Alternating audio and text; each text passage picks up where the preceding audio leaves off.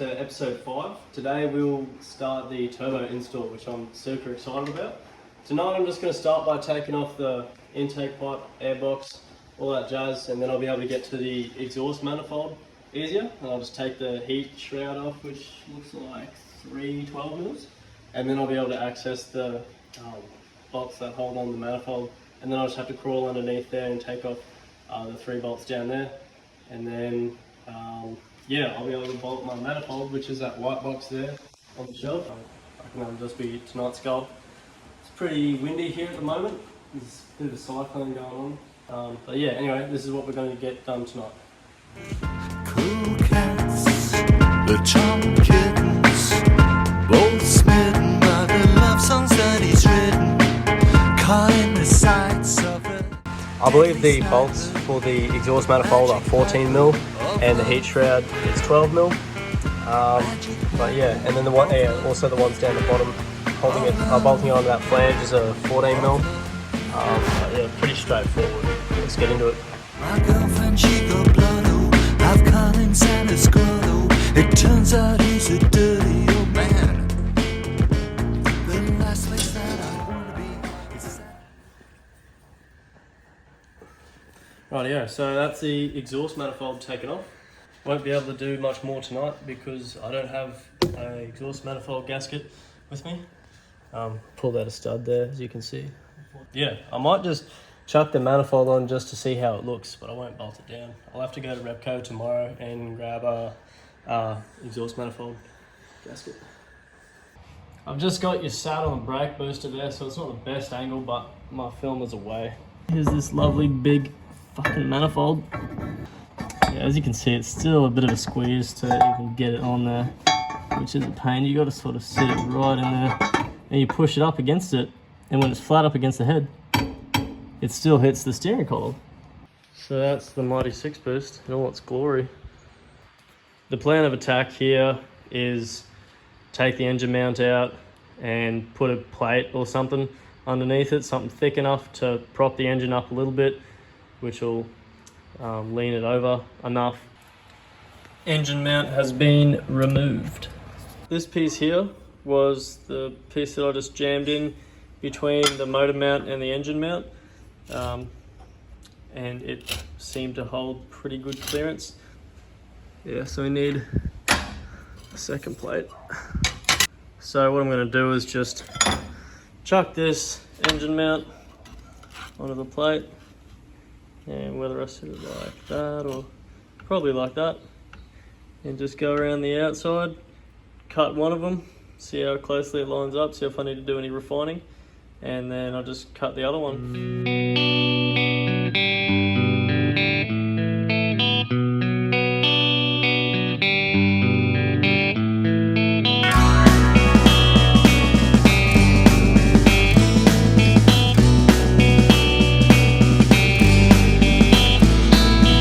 Well, I took a walk around the world to ease my troubled mind.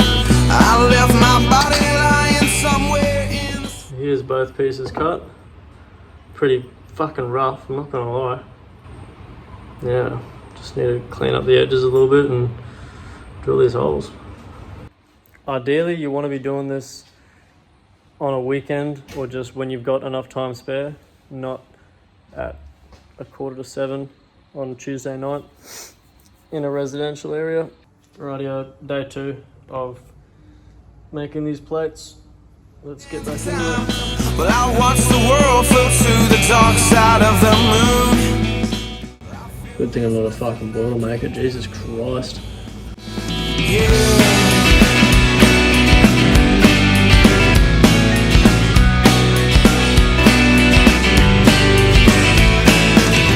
I watched the world float. Good from afar, far from good.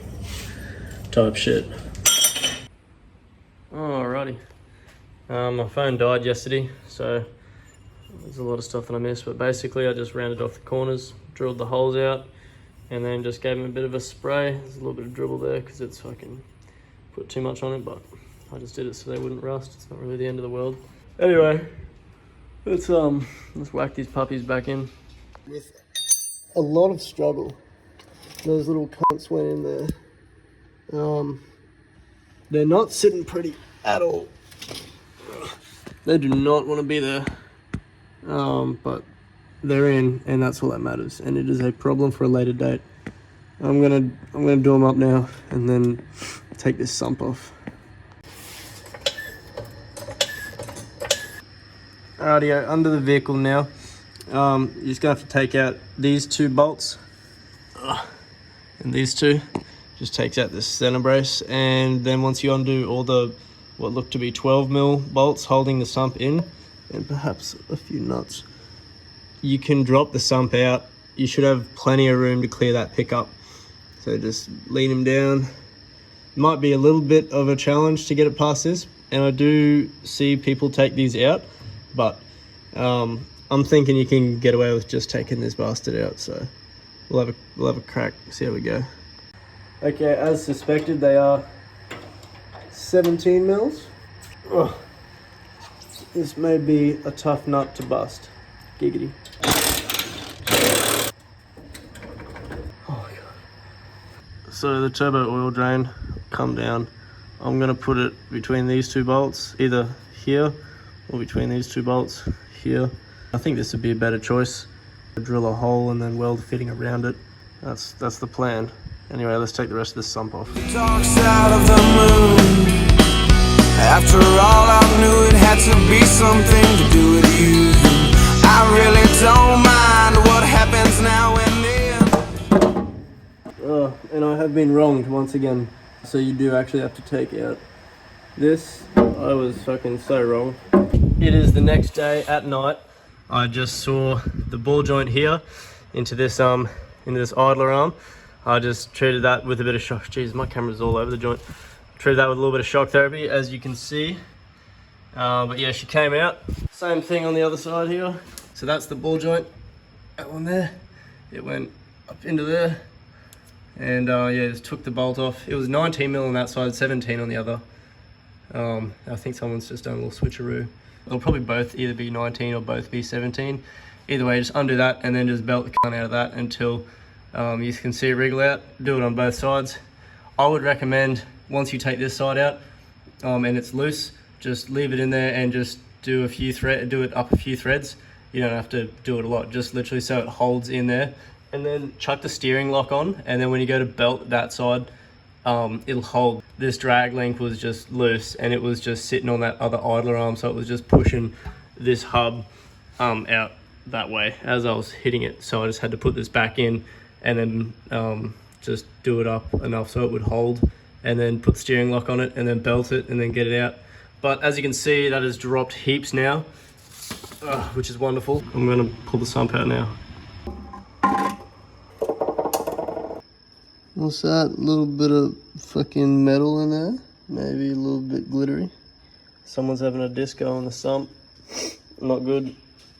This will hopefully be getting a built motor sometime in the future. Let's not make any promises just yet.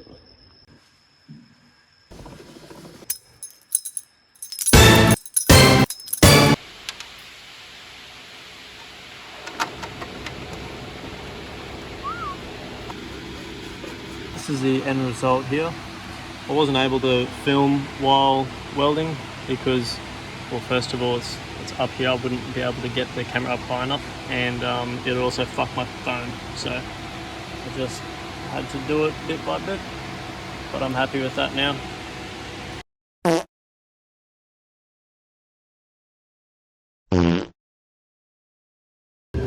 Right, I've got the sump cleaned up now, and I've got the engine block cleaned up as well.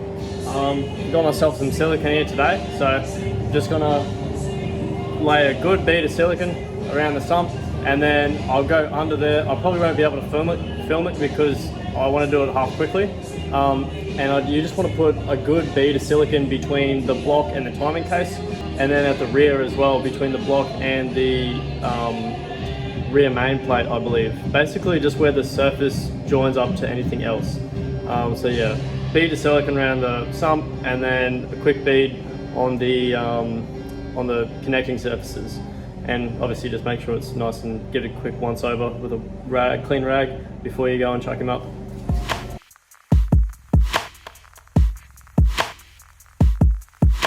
Your chances tight like the paper strings. Always want. Right, that's looking pretty good there with that smear. Now I'm just going to quickly grab 2 nuts. One's off. The sump is back on. Well, it's just been held up by 2 nuts at the moment, but it's sitting up there, 2 nuts are there. I'm going to go grab the rest of the bolts and just start sending them back in. I'll bring you along with me this time. Named at your face, asleep in the machine. Why do I always have to find myself asleep in the machine? Why do I always have to find myself? We've just got back from work and it is Friday afternoon. I'm going to go to the carby centre tomorrow to grab some parts. Now that nut there, it's a 22 mil, and I just want to pull that one out so I can match it when I go to the carby centre tomorrow to get my fittings. So I didn't bring enough tools from work. I do have a double-ended long ring spanner, but it's a little bit too fat to fit in between the block and that nut. We've had to come up with alternative solutions. We've sent it to Jenny Craig and we have slimmed it down slightly. It still needs a bit more work. I got through it halfway and then forgot about filming, so I thought I'd just give you this quick little part now.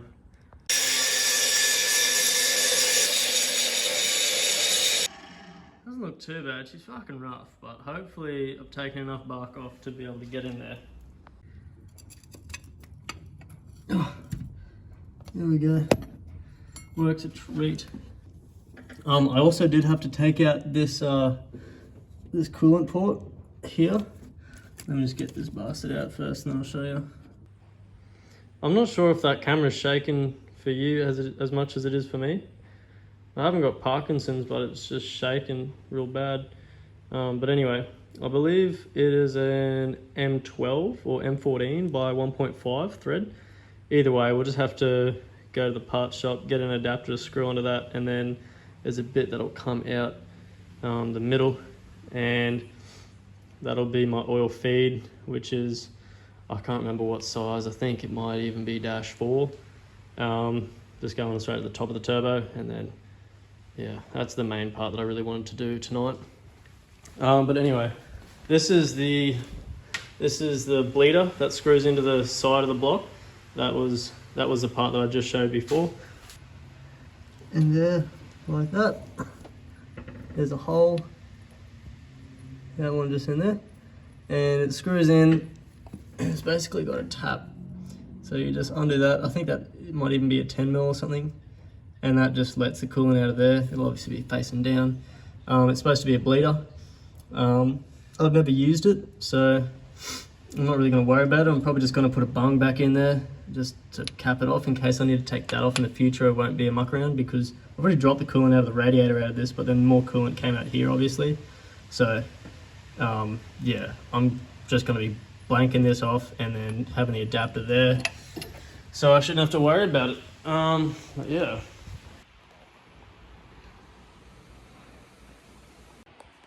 Back from the carby center now. I've got everything I need to get this turbo plumbed up, so that's exciting. I'll put all the part numbers for everything in the description below. Alright, here's my PTFE hose. As you can see, it's Teflon in the middle there with metal braid on the outside. And now what you want to do is just push this nut on first, and then this little bit here, you want to push that between the Teflon and the braid, making sure you don't hurt your fingers. Once that's in there, like so, you're going to want to get this end, whatever end of fitting you got, the part that is disconnected from the part you just put on. You want to try and work that and push it in there. You can't really see it too well, it's not focusing, but it can make the Teflon just collapse a little bit, and then you won't be able to get your fitting on. So sometimes you got to use maybe like a little flat blade or something and just work it around. That's what I've got mine right up against that as far as I can go. So now go to slide the nut over. I've actually got myself a little bit of aero seal from airflow. It's looking a bit reversed there in the camera, but yeah, it's stuff designed to go with PTFE fittings. If you don't have any of this, a little bit of WD-40 will be alright. Then once you got that on there, just try and push him in as straight as you can. Now that's as tight as I can get it just with my fingers. So now I'm just gonna have to use, I don't have actual tools for dealing with these alloy fittings, but I'm just gonna use my spanners instead. Alright, so I've got this fitting as tight as I can get it. This will be going from the oil filter housing up to the top of the turbo. So I'll probably fit it on the vehicle first and then test and see how much line I need.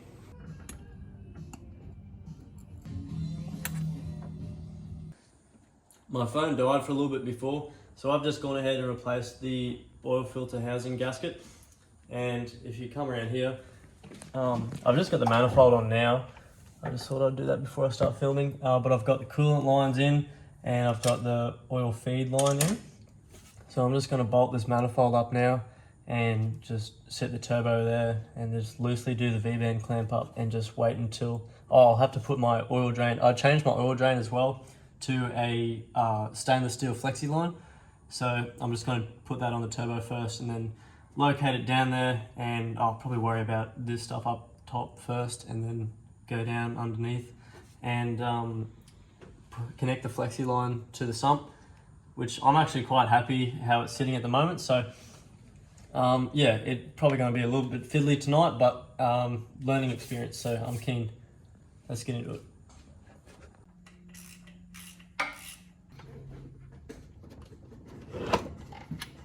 So that's all 6 exhaust manifold bolts done up. Now I'm just going to grab the turbo, sit him on there, and sort out what I'm going to do with these coolant lines and this oil feed. You go.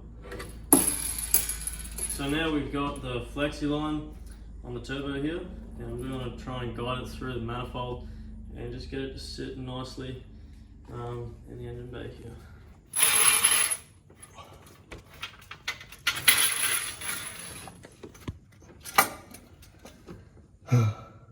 Didn't get footage of me putting the push lock fittings on or this or doing up this top one here. I was mucking around for a little while and there was a lot of back and forth, but I feel like I've reached a pretty good spot here. I'm happy how that's coming in, and the oil drain down the bottom is a little bit tight, but it looks quite good. It doesn't look kinked or anything. However, down the bottom, because this motor's leaned over to the driver's side, it looks like it might be a little bit low on the sump, but I think it should be right for now.